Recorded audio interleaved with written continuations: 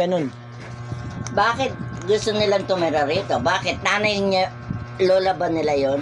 Hindi nga ibig sabihin. Ikaw nga ba, papayag ka na tumira sila rito? Ha?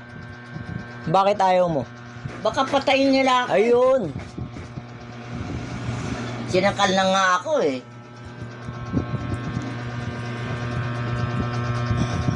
Ay, ibig sabihin, meron palang masamang balak sa'yo. Oo. Kaya ayaw mong pumayag.